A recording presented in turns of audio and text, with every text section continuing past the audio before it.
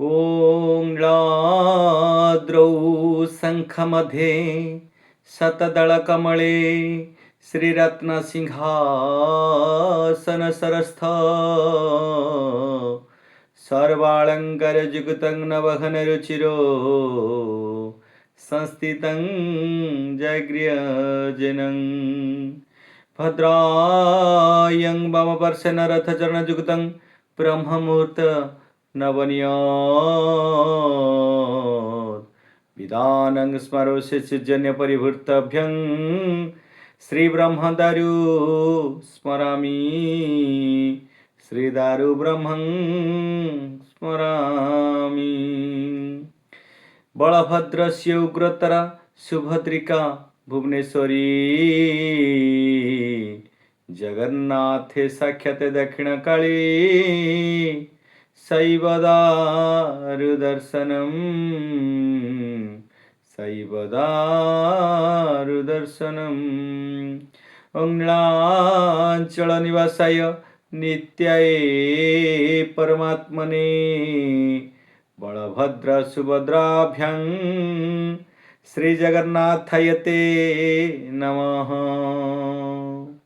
ॐ नमो भगवते वासुदेवाय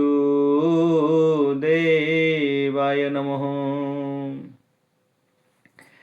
नमस्कार दर्शक बंधु, मु ज्योतिर्विद पंडित हरस कुमार साहू आमरी सप्तऋषि दिव्य दर्शन संस्थान ज्योतिष परिसर एवं आध्यात्मिक परिसर को मु ज्योतिर्विद पंडित हरस कुमार साहू आपन को स्वागत करने सहित हृदय प्रणाम करी आज कार्यक्रम रही जो 4.5 कोटी ओडिया एवं संपूर्ण हिंदू सनातन धर्म बा भारतर 140 कोटी जनतांकर मौड़मणि जगन्नाथ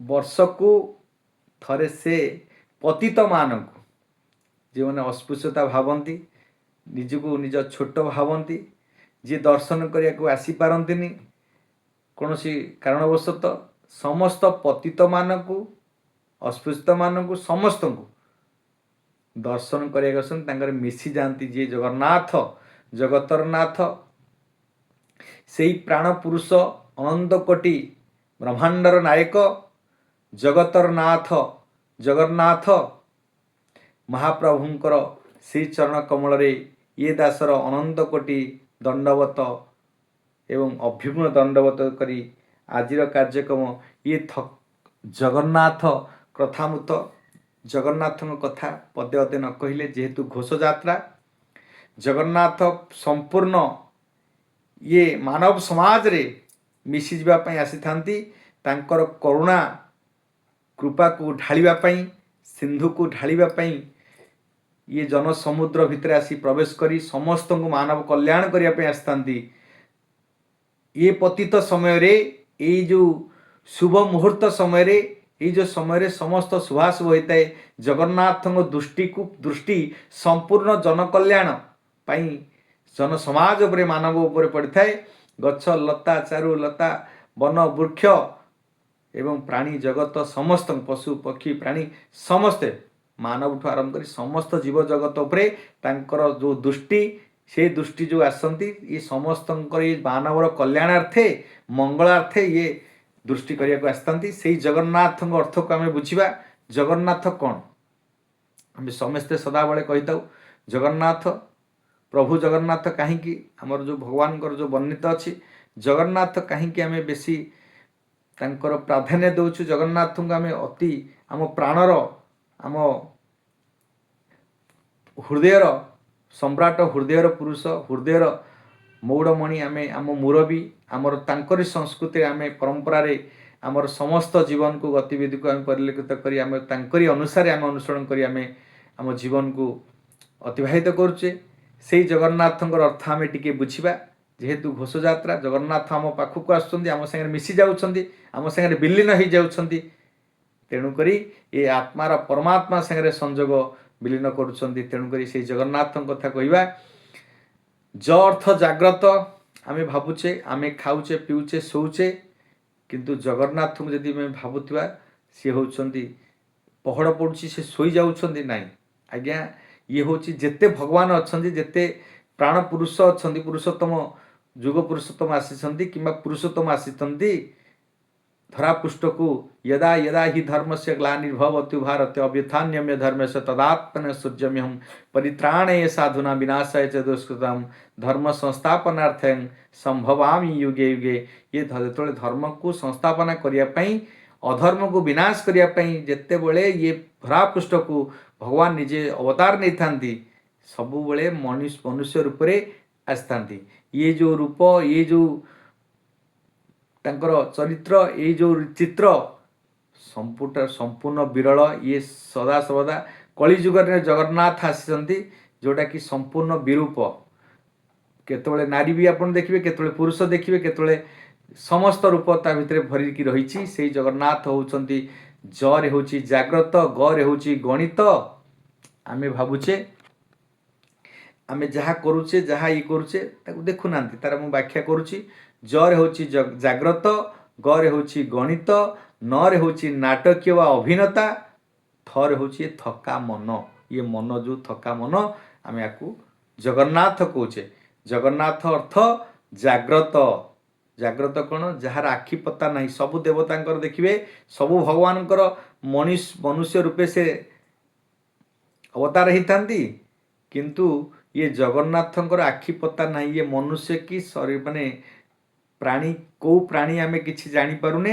ତେଣୁକରି ଇଏ ଜଗନ୍ନାଥ ଯେତେବେଳେ ଆସିଛନ୍ତି ତାଙ୍କର ଆଖି ପତା ନାହିଁ ଯାହାର, ସେଥିପାଇଁ ସେ ତାଙ୍କର ଆଖି ପତା, ଆଖି ପଲକ ପଡ଼େନି। ସିଏ ହେଉଛି ସଦାସର୍ବଦା ଜାଗ୍ରତ ଅବସ୍ଥାରେ ଆମର ସମସ୍ତ ଆମକୁ ସବୁବେଳେ ଚାହିଁଥାନ୍ତି। CCTVରେ ଯେମିତି ତାଙ୍କର ସବୁ ଆଖିରେ ସବୁ ଦୃଶ୍ୟପଟ ପ୍ରତିଛବି ଆଙ୍କିତ ହେଇଯାଏ ବା ଦୃଶ୍ୟପଟକୁ କଏଦ କରି ରଖିଦିଅନ୍ତି।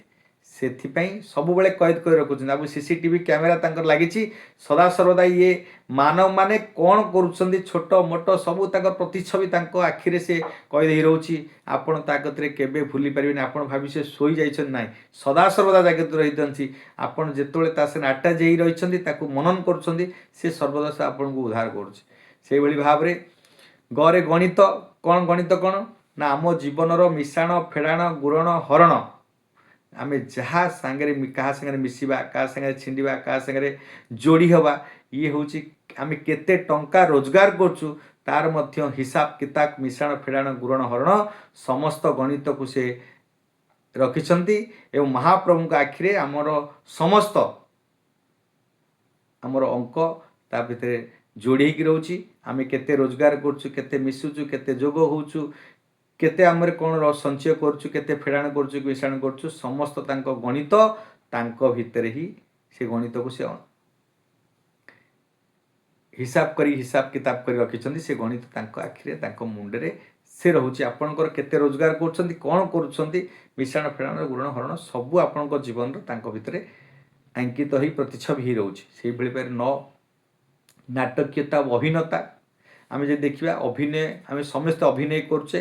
ଏଇ ଅଭିନୟକୁ ଆମେ କିଏ ବାପାର, କିଏ ପୁଅର, କିଏ ଭାଇର, କିଏ ଭଉଣୀର, କିଏ ସଙ୍ଗୀତ, କିଏ ଡକ୍ଟର, ଇଞ୍ଜିନିୟର କିମ୍ବା ସାମ୍ବାଦିକ, କିମ୍ବା ଯେଉଁମାନେ ସାଧୁ, ସନ୍ଥ, ଚୋର, ତସ୍କର, କଳାକାର, ସଙ୍ଗୀତଜ୍ଞ ଏବଂ ସମସ୍ତେ ଯେଉଁ ଆମେ ସମସ୍ତେ ଆମେ ଯେଉଁ ନାଟକ କରୁଛେ, ଆମେ ପ୍ରକୃତ ପକ୍ଷେ ପ୍ରକୃତରେ ପ୍ରକୃତ ଜୀବନ ବୋଲି ଭାବି ଦେଉଛେ, ତାହେଲେ ଆମେ ଆମକୁ ବହୁତ ବଡ଼ ଭୁଲ କରୁଛେ। ଇଏ ପ୍ରକୃତ ଜୀବନ ନୁହେଁ, ପ୍ରକୃତ ହେଉଛି ନାଟକ। କିଏ ବାପାର, କିଏ ଭାଇର, କିଏ ଭଉଣୀର, କିଏ ମାଆର, ଏବଂ କିଏ କଳାକାର, କିଏ ସାମ୍ବାଦିକ, କିଏ ସାଧୁ, ସନ୍ଥ, ଚୋର, ଇଏ ସମସ୍ତେ ଆଜ୍ଞା ନାଟକ। ତେଣୁକରି ଆମର ଜୀବନରେ ଯାହା ଆମେ ଭାବୁଛେ ପ୍ରକୃତ ପକ୍ଷେ ଏହା ସତ୍ୟ ନୁହେଁ। ଆମେ ଏକୁ ଯଦି ଭାବୁଛେ ସେ ନିଶ୍ଚିନ୍ତ ରୂପେ ବଡ଼ ଭୁଲ ଭାବୁଛେ। ତେଣୁକରି ଆମ ଜୀବନ ସଂସାର, ଆମେ ଯେଉଁ ସଂସାର ଭିତରେ ଯୋଡ଼ି ହେଇକି ରହିଛୁ, ସଂସାର ଭିତରେ ଆମେ ସମସ୍ତ ବନ୍ଧନ ଭିତରେ ରହିଛୁ। ମାତା, ପିତା, ଭାଇ, ଭଉଣୀ ସମସ୍ତଙ୍କ ପାଇଁ ସମସ୍ତଙ୍କ କର୍ତ୍ତବ୍ୟ ରହୁଛି। ସନ୍ ଅର୍ଥ ଆପଣଙ୍କର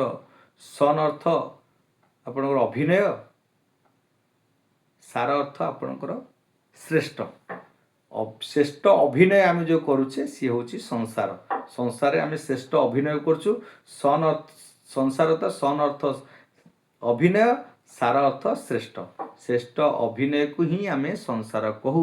ଆମେ ସଂସାର ଯଦି ବାପାର ରୋଲ୍ କରୁଛୁ, ପୁଅର ରୋଲ୍ କରୁଛୁ, ମାଆର ରୋଲ୍ କରୁଛୁ, ଭାଇର ରୋଲ୍ କରୁଛୁ, କି ଆମେ ଯେକୌଣସି କଳାକାର ରୋଲ୍ କରୁଛୁ, ଯାହା ବି ଆମେ ଜ୍ୟୋତିଷର ରୋଲ୍ କରୁଛୁ, ସବୁ ଆଜ୍ଞା ଇଏ ହେଉଛି ଶ୍ରେଷ୍ଠ ଅଭିନୟ।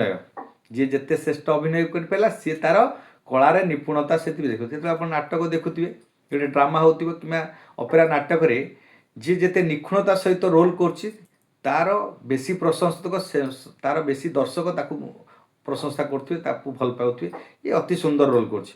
ସେଇଭଳି ଭାବରେ ଏ ଜୀବନର ଯେଉଁ ନାଟକ ଭିତରେ ଯିଏ ଅଭିନୟ କରୁଛି ସିଏ ଭଲ, କିଏ ନେତା ହେଇପାରୁଛି, କିଏ ଭଲ ଡକ୍ଟର ହେଇପାରୁଛି, କିଏ ଭଲ ଇଞ୍ଜିନିୟର ହେଇପାରୁଛି, କିଏ କଥାବାଚକ ହେଇପାରୁଛି, କିଏ ଜଣେ ସଂସାର ସନ୍ନ୍ୟାସୀ ହେଇପାରୁଛି, କିଏ ଜଣେ ସାମ୍ବାଦିକତା କରିପାରୁଛି, କିଏ ଜଣେ ଡକ୍ଟର, କିଏ ଜଣେ ଜଜ୍ ହେଇପାରୁଛି, ଏବଂ ସେଇଭଳି ନେତା କିମ୍ବା ସାଧୁ ସନ୍ଥ ଚୋର ଯିଏ ଯେମିତି ନିପୁଣତା ସହିତ ତାର ଅଭିନୟକୁ ନିଖୁଣତା ସହିତ କଲା ସିଏ ମଧ୍ୟ ସେତେ ଶ୍ରେଷ୍ଠ ହେଇଗଲା। ସେଥିପାଇଁ ଆମ ସନାତନ ଧର୍ମରେ ଅଛି ପୂର୍ବଜନ୍ମର କଥା ମଧ୍ୟ, ପୂର୍ବଜନ୍ମର ବିଶ୍ୱାସ କରାଯାଏ। ସେଥିପାଇଁ ବାଂଶାସି ଜନାନେଂ ଯଥା ବ୍ୟହଂ ଗୀତାରେ ଲେଖା ହେଇଛି, ବାଂଶାସି ଜିନାନେଂ ଯଥା ବ୍ୟହଂ ନବାନି ଗମହାନ୍ତି ନରପରାଣୀ ତଥା ଯଥାଂ ବ୍ୟହଂ ଶରୀରଂ ଜିନ୍ୟଂ ନେନାନି ସହନ୍ତି ନବାନି ଦେହି। ଯେମିତି ସାର୍ଟ କପଡ଼ା ଉତାରିଲା ଭଳିଆ, ଯେମିତି ଆମର ଏଇ ସାର୍ଟ କପଡ଼ା ନୂଆ ପୁରୁଣା କପଡ଼ାକୁ ପରିଧାନ କରି ନୂଆ କପଡ଼ା ମାନେ ପୁରୁଣା କପଡ଼ାକୁ ତ୍ୟାଗ କରି ନୂଆ କପଡ଼ା ଆମେ ଯେତେବେଳେ ପରିଧାନ କରୁଛୁ, ସେଇଭଳି ଭାବରେ ଇଏ ଯେଉଁ ଶରୀର ଭିତରେ ଯେଉଁ ଆତ୍ମା ଅଛି, ଜୀବାତ୍ମା ଅଛି, ସିଏ ପୁରୁଣା ଶରୀରକୁ ତ୍ୟାଗ କରି ନୂଆ ଶରୀର ପ୍ରବେଶ କରିଥାଏ। ତେଣୁକରି ଏ ଆତ୍ମା କେବେ ମୃତ୍ୟୁ ହୁଏ ନାହିଁ। ଏ ସନାତନ ଧର୍ମରେ ବିଶ୍ୱାସ ଅଛି। ତେଣୁକରି ଆମର ଇଏ ଆତ୍ମା ହେଉଛି ପରେ ଜନ୍ମିତ ହେଉଛି। ଇଏ ଆତ୍ମା ଆପଣଙ୍କର ଅଭିନୟ କରି ପୁଣି ଥରେ ଆପଣ ଜନ୍ମ ହେଇଛନ୍ତି। ଏବେ ସମସ୍ତେ ଆଜ୍ଞା ଆମେ ଯେଉଁ ଦେଖୁଛେ ଇଏ ଆଜ୍ଞା ମୃତ ହେଇକରି ଶ୍ରୀକୃଷ୍ଣ ଅର୍ଜୁନକୁ ଦେଖେଇଥିଲେ, ଆଜ୍ଞା ଯିଏ ଯେତେ ଭାଇ ବନ୍ଧୁ କୁଟୁମ୍ବ ଭାବୁଛୁ, ମୁଁ ଭାଇକୁ ମାରିବିନି, କୁଟୁମ୍ବ ମାରିବିନି, ମୋ ପିତାମହକୁ ମାରିବିନି, ମୋ ଗୁରୁଙ୍କୁ ମାରିବିନି, ଇଏ ସମସ୍ତେ ଆଜ୍ଞା କୃଷ୍ଣ ଦେଖେଇ ଦେଇଛି ସମସ୍ତେ ମୃତ। ଇଏ ଆଗରୁ ମରିସାରିଛନ୍ତି, ଦେଖେ ଚକ୍ର ସବୁ କାଟିକିରି ଆଗକୁ ସବୁ ମାରିସାରିଛି। ଇଏ ସବୁ ମୃତ, ତୁ ଖାଲି ଅଭିନୟ କରିବୁ, ରୋଲ୍ କରିବୁ, ତୋର ମାନେ ଭଗବାନ କେବେ କାହାକୁ ତ ମାରନ୍ତିନି ନା, ସେଥିପାଇଁ ଗୋଟେ ତ ମାଧ୍ୟମ ଦରକାର। କିଏ ଝାଡ଼ାରେ, ଯିଏ ଜ୍ୱରରେ ମୃତ୍ୟୁ ହେଲା, ରୋଗକ୍ରାନ୍ତି ହେଲା, କି ସାପ କାମୁଡ଼ିଲା, କି ଆକ୍ସିଡେଣ୍ଟ ହେଲା, ଏସବୁ ବାହାନା କରିକିରି ମରାନ୍ତି। ବିନା ଦୋଷ କେବେ ଭଗବାନ ମନାନ୍ତି ନାହିଁ। ତେଣୁକରି ତମ ବାହାନା ରହିବ ମାରିବାକୁ, ଏମାନେ ସବୁ ମୃତ ସରିଛନ୍ତି। ଯେତେବେଳେ ଭଗବତ ପ୍ରତ୍ତର ଇଏ ପ୍ରକୃତ ରହସ୍ୟ, ମନୁଷ୍ୟ ରହସ୍ୟ ତାଙ୍କୁ ବୁଝେଇଥିଲେ, ସେ ବୁଝିଥିଲେ, ବିଶ୍ୱ ବ୍ରହ୍ମାଣ୍ଡକୁ ସେ ଦର୍ଶନ କରିଥିଲେ, ବ୍ରହ୍ମାଣ୍ଡର ରୂପକୁ ସେ ଜାଣିଥିଲେ, ଇଏ ସଂସାର କ'ଣ ସେ ଜାଣିଥିଲେ, ଅର୍ଜୁନ ଜାଣିଲେ। ତାପରେ ଯୁଦ୍ଧରେ ଗାଣ୍ଡିବରେ ଶର ବିନ୍ଧି ସମସ୍ତଙ୍କୁ ତାଙ୍କର କର୍ତ୍ତବ୍ୟ କରିଥିଲେ। ସେଇଭଳି ଭାବରେ ଜଗ ପରେ ଗ ନରେ ନାଟକ ଅଭିନୟ କରୁଛେ ଆମେ। ସେଇଭଳି ଭାବରେ ଇଏ ଥକା ମନ କଥା ଯଦି ଆମେ କହିବା, ଯେତେବେଳେ ଇଏ ଚର୍ମନେତ୍ର ଥକା ମନ ଚକା ନୟନରେ ମିଶିଯାଏ, ସେତେବେଳେ ଆପଣଙ୍କର ଏ ଥକା ମେଟିଯାଏ। ସେଥିପାଇଁ ଏ ଥକା ମନର ଯେଉଁ ଚିନ୍ତା ନଥିବ, ଯେତେବେଳେ ଥକା ମନ ଚକା ନୟନରେ ମିଶିଗଲା, ଇଏ ଚର୍ମ ନେତ୍ରରେ ମିଶିଗଲା, ସେତେବେଳେ ଇଏ ଆତ୍ମା ପରମାତ୍ମା ମିଳନ ହେଇଗଲା, ଇଏ ଆତ୍ମାଟା ବିଭୋର ହେଇଗଲା। ସେଥିପାଇଁ ଆଉ ଚିନ୍ତା ନଥିବ, କ୍ଲେଶ ନଥିବ, ଦୁଃଖ ନଥିବ, କିମ୍ବା କୌଣସି ଆବିଳତା ନଥିବ, କିମ୍ବା ସ୍ପୃଧା ନଥିବ, କି ଆପଣଙ୍କର କ୍ଲେଶ ନଥିବ, କୌଣସି ଦୁଃଖ ଦୁଃଖତା କ୍ଲେଶ ନଥିବ। ଇଏ ସଂସାରଟା ଆପଣଙ୍କ ସାଙ୍ଗରେ ପୁରା ମୋହ ହେଇକରି ଆପଣଙ୍କ ଏଇ ଭଗବତ ପ୍ରାପ୍ତ ହେଇଯିବେ। ସେତେବେଳେ ଇଏ ଥକା ମନ ଥକ ମିଟିଯିବ। ଆଉ ଇଏ ଜଗନ୍ନାଥଙ୍କ ପ୍ରଭୁଙ୍କର ସେଇ ଅପାର କରୁଣା, ଅପାର ସିନ୍ଧୁ, ଅପାର କୃପା ଆପଣଙ୍କ ଉପରେ ଆପଣ ବର୍ଷା ଢାଳି ହେଇଯିବ। ଆପଣଙ୍କ ଆତ୍ମାଟା ତୃପ୍ତି ହେଇଯିବ, ଇଏ ମୁକ୍ତି ପାଇଯିବ। ଇଏ ଜୀବନର ଯେଉଁ ନର୍କ ଭିତରେ ଯେଉଁ କଷ୍ଟ ପାଉଥିବେ, ଏଇ ଆତ୍ମାଟା ନିଶ୍ଚିନ୍ତ ରୂପେ ମୁକ୍ତି ପାଇଯିବ। ଇଏ ହେଉଛି ଜୀବନର ମୂଲ୍ୟବୋଧକୁ ଆପଣ ନିଜେ, ଏଇ ଆତ୍ମାଟା ଯେତେବେଳେ ବୁଝିଯିବ, ସେତେବେଳେ ଇଏ ଥକା ମନ ଥକ ମିଟିଯିବ। ଅର୍ଥାତ୍ ଯେତେବେଳେ ଚକା ନୟନଟା, ଏଇ ଚର୍ମ ନେତ୍ର ଚକା ନୟନ ସାଙ୍ଗରେ ମିଶିଯିବ, କି ଇଏ ଥକା ମନ ଯେତେବେଳେ ମିଶିଯିବ, ମନ ମିଶିବା ପାଇଁ ପ୍ରତ୍ୟେକ ମୁହୂର୍ତ୍ତରେ ସେଇ ଜଗନ୍ନାଥଙ୍କର କଥାମୃତକୁ ଶ୍ରବଣ କରନ୍ତୁ, ତାଙ୍କର ଆଦର୍ଶରେ ଚାଲନ୍ତୁ, ତାଙ୍କର ନୀତି ଆଦର୍ଶରେ ଚାଲନ୍ତୁ, ତାଙ୍କୁ ସାଙ୍ଗରେ ଆପଣ ଭବସାଗରରେ ତାଙ୍କ ସାଙ୍ଗରେ ମିଶିଯାଆନ୍ତୁ। ଏ ଭବସାଗରରେ ପାରି ହେବା ପାଇଁ ଏ ଜଗନ୍ନାଥଙ୍କର ନାମ କୀର୍ତ୍ତନ କରି ଆପଣ ତାଙ୍କର ବର୍ଣ୍ଣିତ କର୍ତ୍ତବ୍ୟକୁ ଆପଣ କରି ଆପଣ ସଂସାର ଭିତରେ ରହି ପ୍ରକୃତ ପକ୍ଷେ ଅଭିନୟ କରି ସର୍ବଶେଷରେ ଆପଣଙ୍କର ଏଇ ଚର୍ମ ନେତ୍ର, ଏଇ ଥକା ମନ ଚକା ନୟରେ ମିଶିଯିବ। ଯେତେବେଳେ ଇଏ ଭବରୁ ସାଗରରୁ ପାର ହେଇଯିବ, ଇଏ ଥକା ମନ ଥକା ମିଟିଯିବ। ଆପଣଙ୍କୁ ଆଉ ଦୁଃଖ ଦୁର୍ଦଶା କ୍ଲେଶ କିଛି ନଥିବ କିମ୍ବା ଏଇ ଭବସାଗରରେ ଆଉ ଦୁଃଖ କ୍ଲେଶ କିଛି ନଥିବ। ଇଏ ଥିଲା ଜଗନ୍ନାଥଙ୍କ କଥା।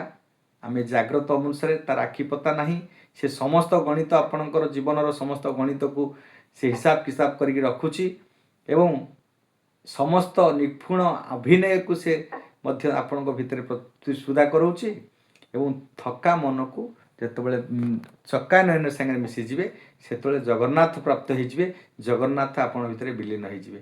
ଇଏ ହେଉଛି ଜଗନ୍ନାଥର ମୂଳ ତତ୍ତ୍ୱ, ମୂଳ ଅର୍ଥ।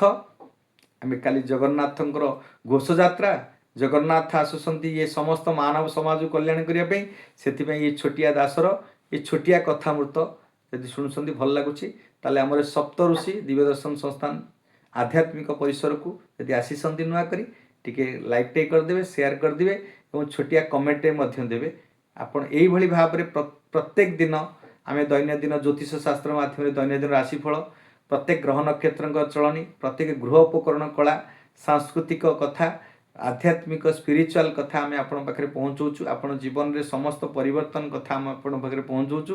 ତେଣୁକରି ଆପଣଙ୍କ ଜୀବନରେ କିଛି ଯଦି ପରିବର୍ତ୍ତନ କରିବାକୁ ଚାହୁଁଥିବେ କିମ୍ବା ଜୀବନରେ କିଛି ଆତ୍ମତୃପ୍ତି ଆତ୍ମସନ୍ତୁଷ୍ଟି ପାଇବାକୁ ଚାହୁଁଥିବେ ତାହେଲେ ଆମର ସବସ୍କ୍ରାଇବ୍ କରିଦେବେ, ଲାଇକ୍ ସେୟାର ମଧ୍ୟ କରିବେ।